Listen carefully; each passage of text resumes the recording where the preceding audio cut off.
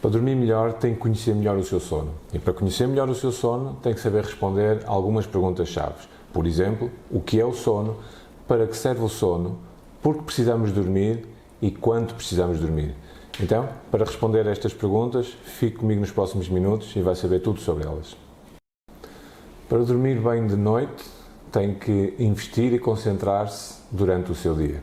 Esta é uma frase que eu utilizo muitas vezes e me vai ouvir dizer muitas vezes. Ou seja, o que eu quero dizer com isto? Que é durante o dia, é com o nosso estilo de vida, é com o nosso pensamento, com a forma como tratamos o nosso corpo, como organizamos a nossa vida, que depois à noite nos é possível dormir descansados e ter um sono reparador e um processo regenerador que o nosso corpo tanto precisa para funcionar na sua melhor performance no dia seguinte. O sono é um impulso primário, um impulso natural. E é um estado em que a nossa consciência reduz substancialmente a resposta aos estímulos externos e ambientais. Muito diferente, por exemplo, do coma e do estado de hibernação, porque este estado de sono pode ser rapidamente revertido. O sono é um processo através do qual o nosso corpo faz uma regeneração, é um estado regenerativo dinâmico, em que o nosso corpo recupera ao nível metabólico, ao nível cognitivo e ao nível psicológico. Por exemplo, durante o sono, o nosso sistema linfático está muito mais ativo do que durante o dia. E isso aí se revela a importância do nosso sistema imunitário depender claramente de um bom sono. Outro aspecto importante é que o nosso cérebro comunica imenso com todas as células do nosso corpo.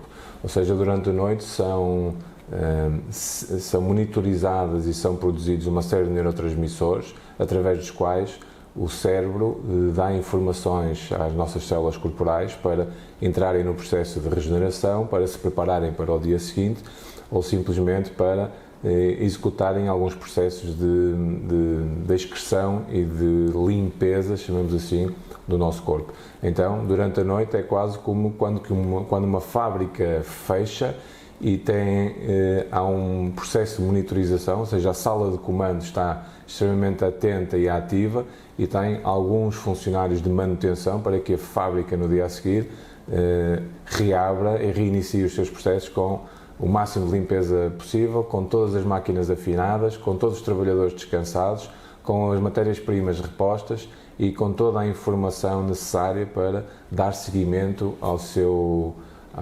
propósito, ao seu objetivo. Então vamos perceber um bocadinho como é que o nosso sono funciona e porque é que dormimos ou não dormimos.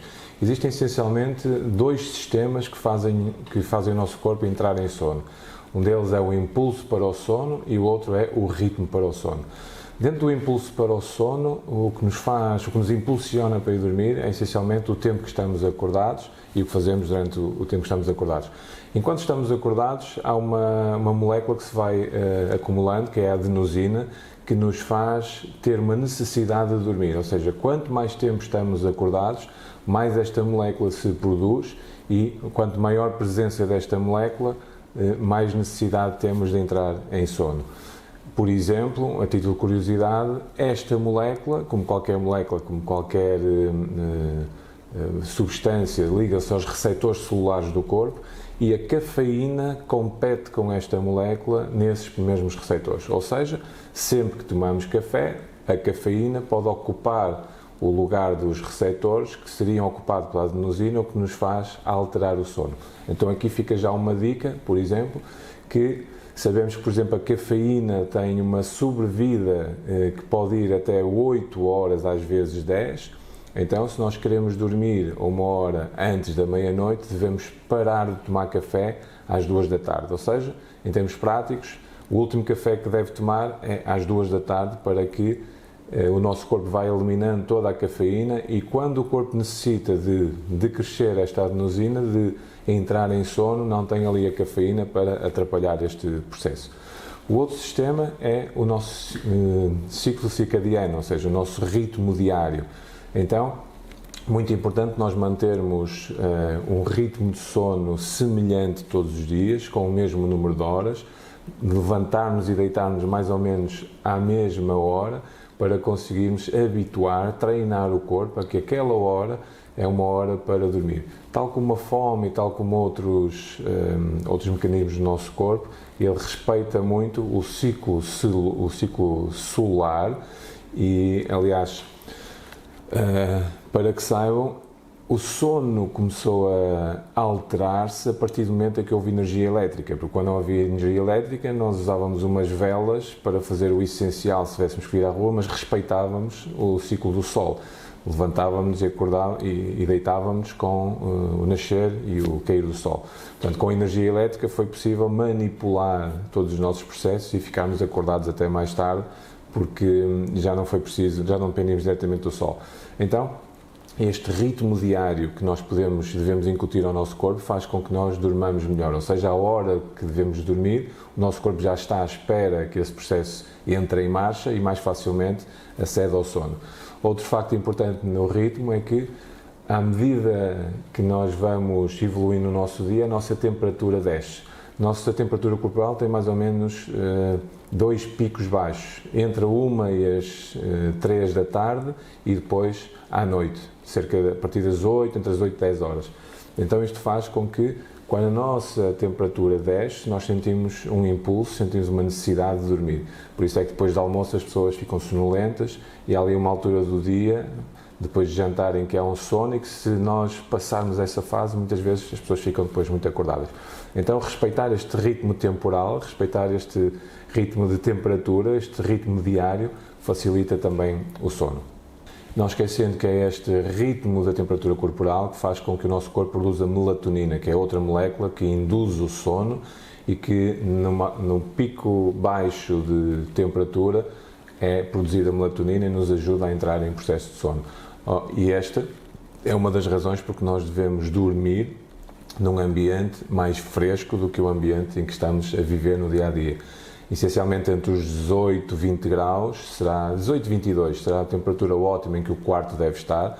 Não devemos pôr demasiada roupa, por isso é que quando nós suamos de noite ou estamos mais quente ou até com febre não conseguimos dormir bem e, portanto, face à temperatura ambiental, nós devemos de crescer entre 4 a 6 graus e procurar que a temperatura do quarto esteja entre os 18 e 22 graus. Essa é uma temperatura boa para que não haja um aumento da temperatura e bloqueie o processo de produção de melatonina e nos faça despertar. Ou seja, um aumento de temperatura altera este processo natural do corpo. Portanto, fica aqui outra dica para dormirem bem: respeitem a temperatura do quarto, a temperatura corporal e ouçam e sigam o vosso corpo, que ele dá-vos todas as informações quando precisa e deve dormir. E respondendo à última pergunta, quanto é que devemos dormir, quanto tempo devemos dormir, e a resposta correta é o suficiente. Cada um deve dormir o suficiente para o seu estilo de vida e para que o processo regenerativo do sono tenha um efeito positivo e suficiente. Então já vimos que a eficácia do sono tem a ver com a qualidade do sono, ou seja, com a capacidade que o nosso corpo tem de regenerar durante esse processo que é o sono, e não necessariamente o número de horas que se dorme. Há pessoas que dizem: eu com 4, 5 horas durmo bem. Há outras pessoas que dizem: eu preciso dormir 8 horas. Porém, há pessoas que dormem 10 horas e acordam cansadas, há pessoas que dormem 5 horas e acordam frescas para ter um dia super produtivo. Portanto, nós sabemos que um adulto médio deve dormir entre as 7 a 8 horas. Num próximo vídeo eu vou explicar as fases do sono e vão perceber porque é que esse número é importante. Porém, há pessoas que efetivamente com 6 horas conseguem ficar bem e há outras pessoas que dormem 10 horas, mas que não respeitam as fases do sono e que o sono não tem esse efeito regenerativo, não tem esse efeito rejuvenescedor. Então, mais que falar do que eficácia e número de horas que se dorme, é a eficiência do sono. Então, para vermos a eficiência do sono, existe uma forma que nos dá uma percentagem de eficiência do sono. A eficiência do sono é igual ao tempo que passamos a dormir sobre o tempo que passamos na cama vezes 100. E aqui, quanto mais próximo do 100%, muito melhor. Se o número de horas que estamos na cama é maior ou bem maior que o número de horas que estamos a dormir, quer dizer que a nossa eficiência do sono é baixa. Então devemos olhar para esta fórmula, preenchê-la e fica aqui mais uma dica. Se as pessoas que acordam muitas vezes de noite ou que acordam de noite sem sono devem sair da cama.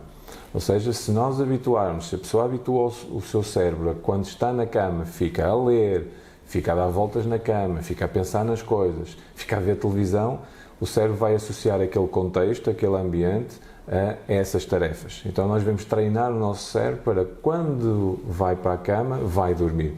Então, se acordar de noite e tiver alguma insónia, deve sair da cama, nem que seja para uma poltrona ou para outra divisão da casa, se quiser ler, beber água, fazer outra coisa qualquer, e quando voltar à cama é para dormir. Fica aqui outra dica para melhorar o seu sono, respeitando o contexto e o ambiente. Então, preencha esta forma todos os dias, quantas horas fica na cama, quantas horas fica a dormir, uma sobre a outra, vezes 100, e tem a sua eficiência do sono. E vai ver que a eficiência do sono vai melhorando dia para dia com estas dicas que eu vou apresentando. Então, mais uma vez, se quer dormir bem de noite, invista e concentre-se durante o seu dia.